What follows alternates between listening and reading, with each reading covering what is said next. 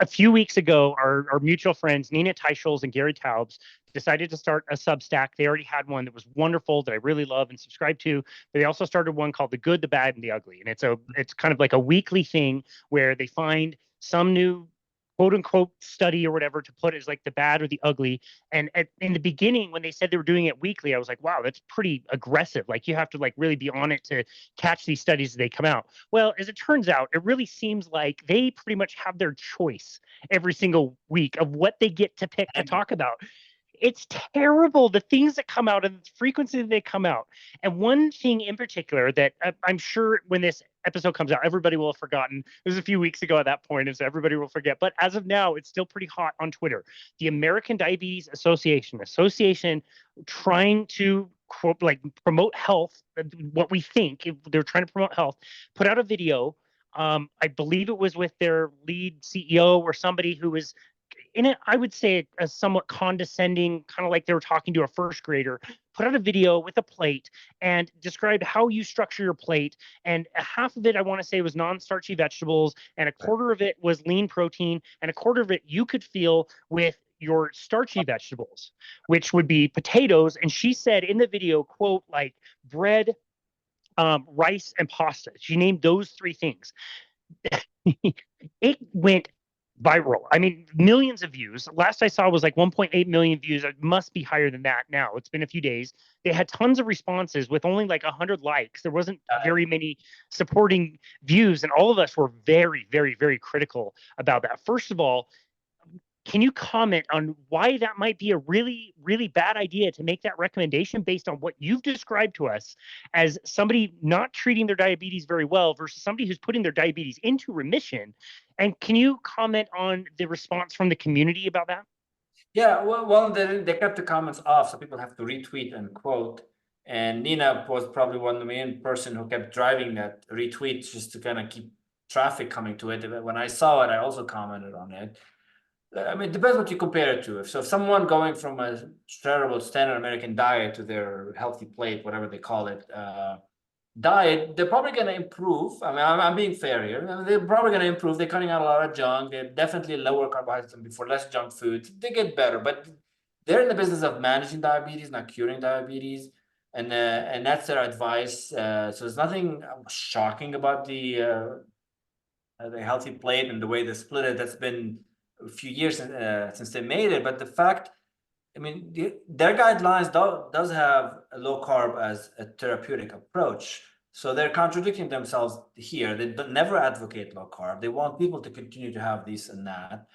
And then again, just objectively looking at her, she doesn't look healthy either. I mean, she has definitely a lot of visceral fat herself. I wouldn't be surprised if she's a lead diabetic educator of some sort, but she worked at Kellogg's and other companies. So I don't believe people mean badly. I think it's just when you get paid, you're paid to not see the other side. You just, you just advocate the same thing over and over again. So it is bad advice, because if you're a diabetic and you're eating carbohydrates, even if it's 25% of your plate, your glucose is going to be out of control. If you eat one, I mean, people I have, like even low carb, when they eat one piece of bread, their sugar shoots through the roof, So imagine eating 25% of your plate. Just, I mean, even the non-starchy vegetables, I mean, some of them, depends how it's cooked, you're getting some of that carbohydrates plus the starchy ones, and then very little amount of lean protein. So how are they going to get full? They're going to end up snacking, and the snacks are going to all be the same. So they never say eat healthy fats to balance things. So lean protein, probably they're thinking chicken. They're probably saying no red meat. It's just not going to work. It is healthier than the standard American diet, but as long as they're saying whole grains and potatoes and things like that, they're not innately bad for you. But when you're diabetic, this is not the way to fix diabetes. So I don't think they don't want people to come off medications. I think that's the ulterior motive. They want people dependent on them, stuck in the system, follow the guidelines, and then everybody is happy. Yeah. Well, okay. So you said something very interesting there, which I absolutely love. And you said that if somebody eats this way, they're not going to be full. And that's kind of the problem, is like what I see out there, and I'd be curious to hear your thoughts on this. When people try to eat that way, maybe they're really motivated, maybe it's, lunchtime, maybe it's a Monday, maybe it's January and they're ultra motivated, they'll try to eat that way for a few meals. But the problem is they don't make you full, like you said. And then when it's crunch time and it's 2 p.m. and you had lunch 2 hours ago and now you're starving and your brain is tanking, are you going to put together a meal that's half vegetables, quarter protein, quarter starch? Or are you going to be crawling to the vending machine and dumping a bucket of soda down your throat? Like, what is actually going to become of that? Yeah, exactly. I mean, you got to go for the quick snack, and all the snack machines don't have pork rinds. They have chocolate and chips and terrible ingredients. This plate, I mean, they're always on a glucose roller coaster, especially these diabetics on medications that they're going to have this spike, they're going to crash, versus having a flat, kind of steady glucose response with kind of a little bit bumps here and there, but that's yeah, this is only gonna keep things worse, and that's why people aren't getting healthier. And which triggered my non-scientific poll after that. It was like, how can I see what people would think of that? And then that's what I did. Yeah. We're definitely going to be talking about that. I thought that was absolutely fascinating. Okay, so again, another comment on something you said. Somebody who does not handle carbohydrate well, they're already insulin resistant. Maybe they've been diagnosed pre-diabetic, diabetic. I have personally even been very surprised with people trying to do some lower carbohydrate hacks, but still being very poorly tolerant to carbohydrates. And I get this response all the time. Like, my blood sugar was 250, but all I had was pizza toppings. That shouldn't make my blood sugar spike that much. And they'll say, like, oh, this shouldn't have this much of an effect. I only had one banana. I only had one piece of bread. I took the top bun off. Yet this number was way high. It shouldn't have been that high. And trying to tell somebody, no, it was that high. It should be that high. If you are intolerant to carbohydrates, they are poison to you. You cannot have them and expect to not have these huge glucose spikes and crashes. Yeah, exactly. I mean, having a spike, if I eat rice, I'm going to have a spike and a recovery. Normal. Some people are afraid of any spike, and I want to make sure, like, people healthy, metabolically healthy people, if you eat carbohydrates, you're gonna have those spikes, and it's a normal, your body responding appropriately to it. It's just these spikes that go on forever, and then you have all these problems.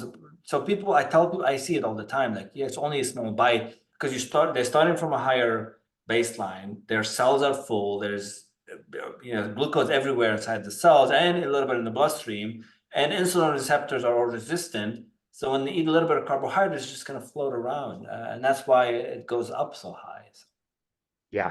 not Can that you the can you bananas are healthy, Right. Well, so can you kind of illustrate why having high glucose, and maybe it's like an area under the curve thing of, like, if you have tons of spikes and crashes, it's still a very high volume. What kind of damage is that sugar doing as it's transporting around the blood with seemingly not a real good place to go if you are already insulin resistant? What is it doing in our blood?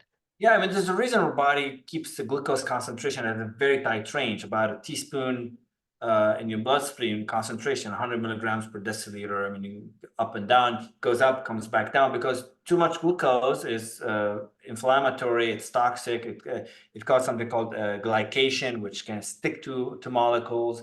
It damages the lining of the inside of the blood vessels, and coronary artery disease, small vessel disease. There's so many problems that comes from sugar being uncontrolled and just floating around like that. So, and the body handles it by storing it away. So again, beyond that, a little bit on the bloodstream temporarily, it goes to the liver. Glycogen is stored as body fat, which is the least harmful way, just kind of an inert way of storing it. So it is very dangerous to have the sugar floating around for hours and hours and days and weeks. And that's why people get all these complications from diabetes. Yeah, thank you for highlighting that. Okay, so we talked about, the powers that be and the way they promote and try to handle the disease or keep the disease going in this case.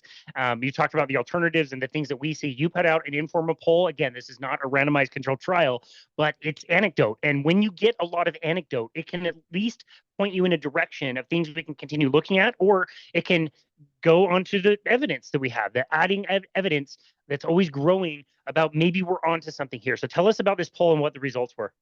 Yeah, so I ran two polls at once. Poll number one it's addressed at people with type 2 diabetes. I asked if you have type 2 diabetes and follow the ADA guidelines, which statement applies to you? And then the answer was my diabetes got worse, my diabetes remained the same, it got better, I went in complete remission. And the second poll is like, if you had type 2 diabetes and did not follow the ADA guidelines, but you did a low carb diet, which one applies to you, with the same answers. And the answers were shockingly opposite. And there was, I think, around anywhere between 130 and 150 votes. I mean, again, luckily not, most people don't have diabetes. The prevalence in the world is around 11% in the US. So, having a few hundred responses, that's good. So for 130, 140 people who followed the ADA, they claimed that there were 78% that got worse. 78% of people like, okay, I'm starting from this level, and then I followed what I'm supposed to do, and my diabetes got worse. 78%. Small percentage. The remaining, what is it? The 22% was split among the rest. Okay, there was a 4% that said it got better or went into remission. Great, happy for them. But that doesn't, vast majority didn't happen. Now, when you flip and ask people who follow the low carb diet, there's if you add up got better or went into remission, there was 92% of the 140 people who voted. So this is beyond just randomness. This is like, and I assume some people have voted on twice, that they tried this and it got worse and they went. So some votes were on both, of course.